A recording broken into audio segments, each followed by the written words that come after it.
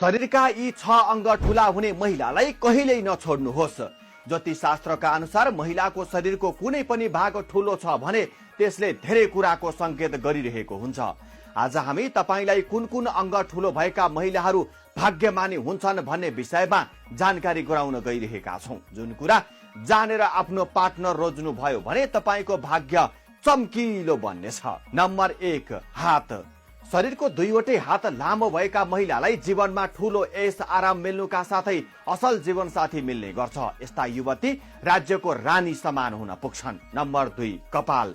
ज्योतिषशास्त्रका अनुसार लामो कपाल भएका महिलाले जीवनमा ठूलो सफलता हासिल गर्ने र परिवारलाई सुखी र खुशी राख्न सक्छन्। उनीहरू पराक्रमी हुन्छन्, आफू मात्र होइन कि परिवार नै सुखी र समृद्ध बनाउँछन्। नम्बर 3, कान। शरीरका दुईवटै कान ठूलो भएका महिलाहरू लामो आयुका हुने र निकै भाग्यमानी हुने गर्छन्। उनीहरूले परिवारलाई धेरै माया गर्छन्। परिवारका सदस्यको प्रगति नै उनीहरूको मूल लक्ष्य हुन्छ। नम्बर 4, घाँटी। ज्योतिषशास्त्रका अनुसार लामो घाँटी भएका महिलाहरू मेहनती र आर्थिक रूपले सम्पन्न हुने गर्छन्। यी महिलाहरूलाई समाजमा निकै मान प्रतिष्ठा समेत मिल्ने गर्छ। राजकाजमा उनीहरू उच्च ओहदामा पुग्छन्। निजी क्षेत्रको पनि नेतृत्वदायी क्षेत्रमा उनीहरू हुन्छन्। नम्बर 5, खुट्टा।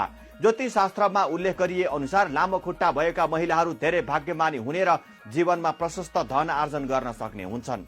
आफ्नै कर्मबाट धेरै धन कमाउँछन्। नम्बर 6, नाइटो। ठूलो वा गहिरो नाइटो भएका महिलाहरूले पनि जीवनमा अत्याधिक धन लाभ गर्ने र जीवनमा ठूलो सफलता हासिल गर्न सक्छन्। यो लाभदायक जानकारी आफूले सुनिसकेपछि सबैको जानकारीको लागि यो भिडियो शेयर गरिदिनुहोला।